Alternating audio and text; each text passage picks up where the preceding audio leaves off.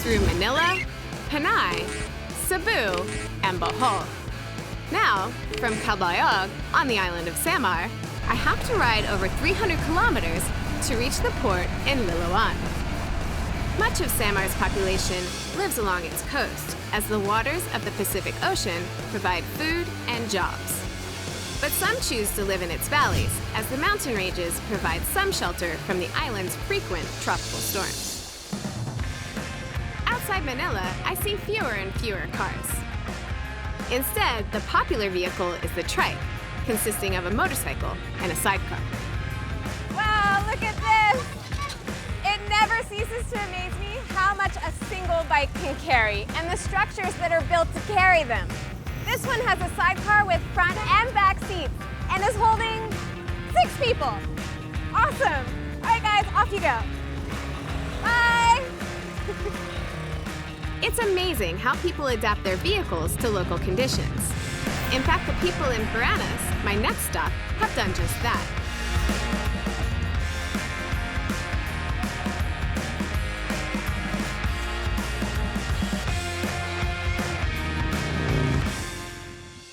A river once used to transport illegal timber has been turned into one of the island's biggest attractions.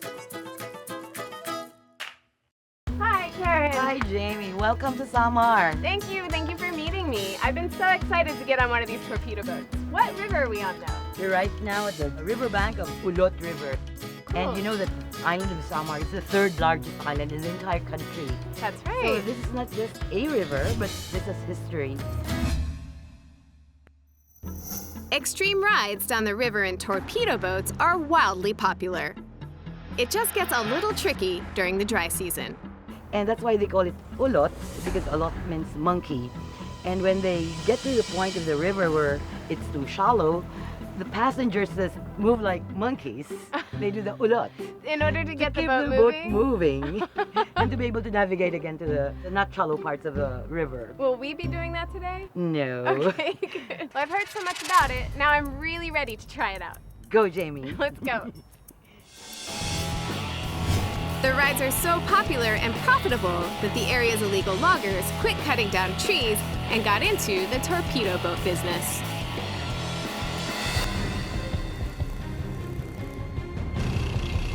It's easy to see why.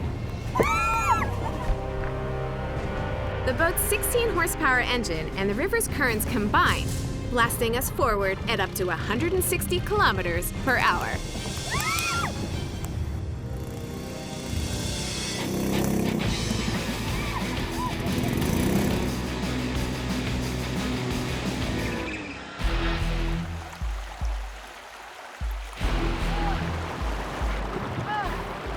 Here's where we need to all get out and lend a helping hand.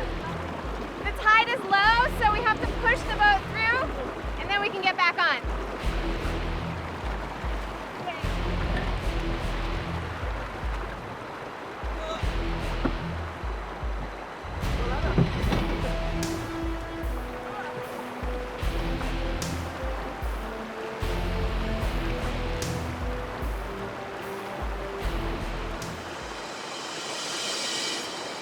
All right, we did it.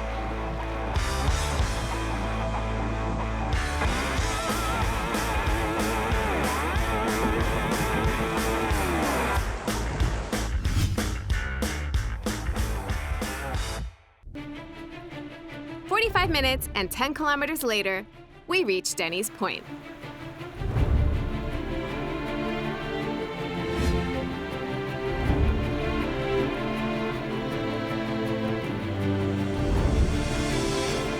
We've finally reached our resting place, and what a great place to take a break. There's beautiful big boulders to sit on and have a snack, nice calm water to take a dip in. It's simply beautiful here. And the ride here was so much fun. It was a little bit rocky, but it was a thrill every time the boat almost tipped over. Still a touch shaky from the adrenaline rush, I ride 3 hours south for the link with Leyte Island.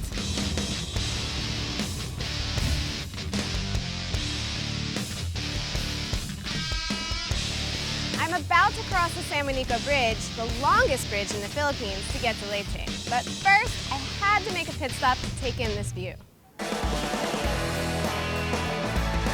In 1975, when the San Juanico Bridge was completed, it was the longest suspension bridge in Southeast Asia, measuring 2.2 kilometers.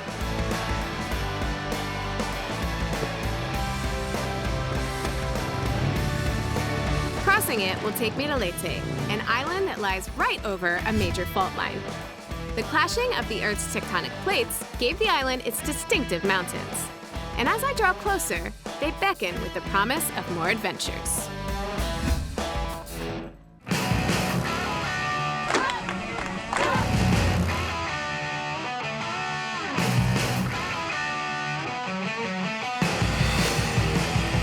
I was planning to leave Tacloban, but then I came across a riot of color and music.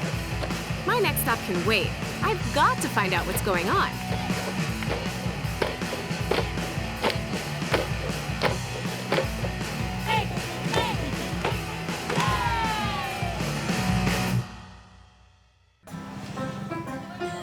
Hi, excuse me. Hi, hello. So sorry to disturb you. Oh, it's all right. I saw these beautiful dancers and heard the music from the road, and I had to stop and find out what kind of dance is this? This is the dance of Leyte, which we call tinikling. So it originated here. Yeah, it originated here. Well, it looks difficult. It is. Someone who's never done it, maybe try a little bit of it? Yeah, of course. Every time we perform, we ask the audience to come to the stage and try the tinikling. I'm your audience. I'll try. Yeah. Maybe if you would like to try. I don't know. Do you guys think I could do it a little? Yes. Okay. Yes. All right, you help me though. Yeah. Tinikling was invented during the Spanish colonial era. The word tinikling is a reference to a local bird called a tiikling. Rice farmers love to trap them, but the bird is so nimble that it can dodge the bamboo traps. Tinikling dancers are meant to be as agile as a tiikling. Hopefully I don't disappoint.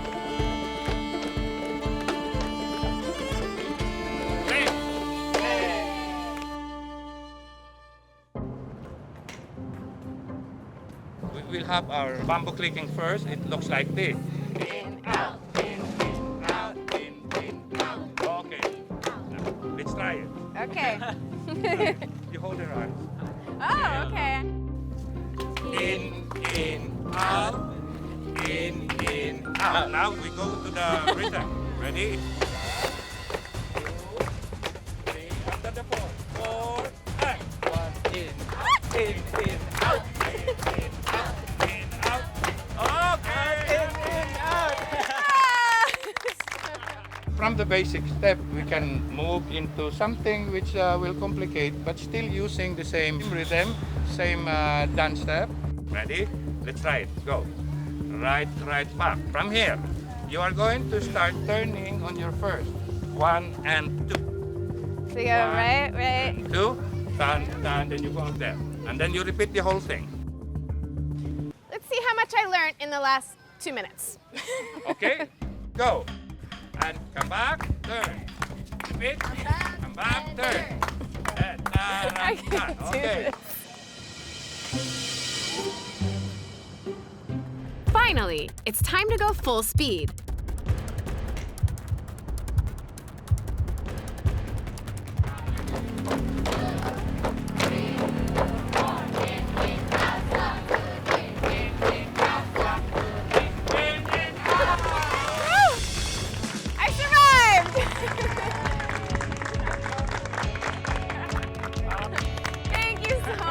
Oh my gosh.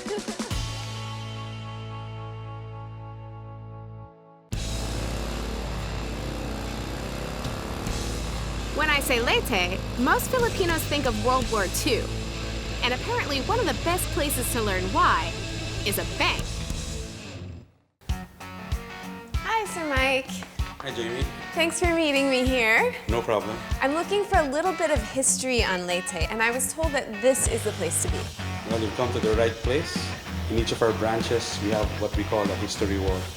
That has displayed all the photos from World War II. Okay, great. Well, can you walk me through and tell me a little bit about what happened here in Leyte? Sure. Why don't we start over there? Okay, great. When World War II began, U.S. forces in the Philippines were under the command of General Douglas MacArthur. He was ordered to evacuate just before the Philippines fell, but promised to return. In this photo, you see General MacArthur landing with key officials of the 24th Division. And they have a monument very near here. You should check it out. No way, yes. I have to ride by and make sure I see it.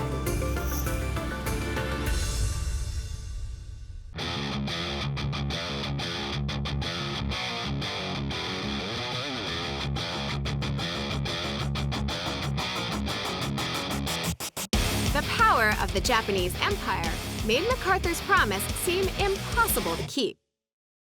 But 2 years later, he did indeed return. He came ashore with his staff on this very spot to lead Filipino and American forces in the liberation of the Philippines.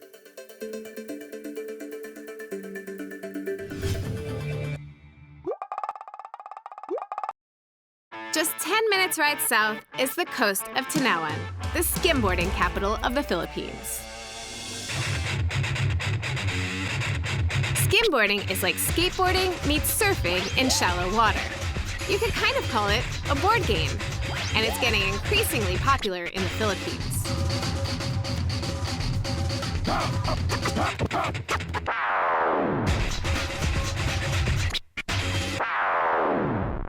Can you tell me why skimboarding is so popular here? It started when Tim Garrett from California, he make a wooden board. Then he said RDR, run, drop, ride. So he didn't even say it's a skimboard. He just He said, did. take this, run, drop, ride. That's simple. And from California, which is exactly where I came from. So it's Yes. only fitting that I come here and try it as well.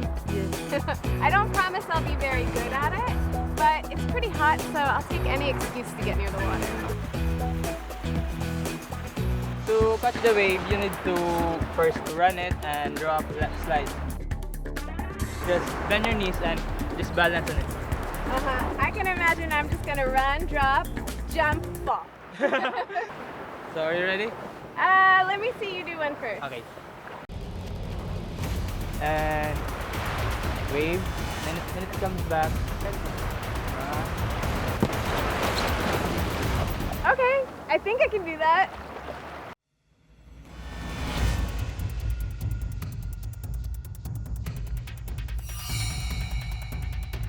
And run, drop.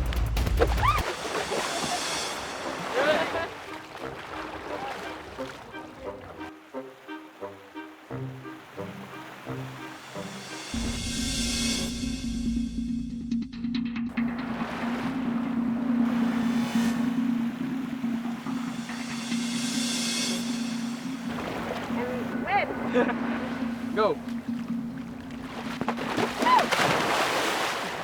Well, I got wet. This is so fun.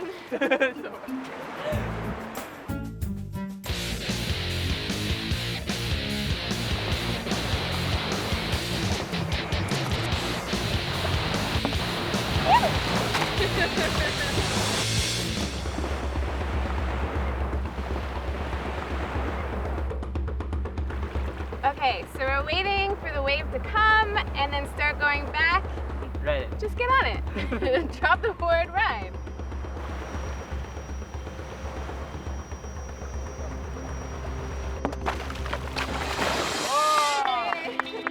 I didn't fall. High five. Obviously, Carl, I fail at this. I'm much better at riding motorcycles. So I'm gonna hand this back to you, and maybe you guys can show me a few tricks. Sure. Oh, I wish I had more time to learn, because these guys sure make it look good.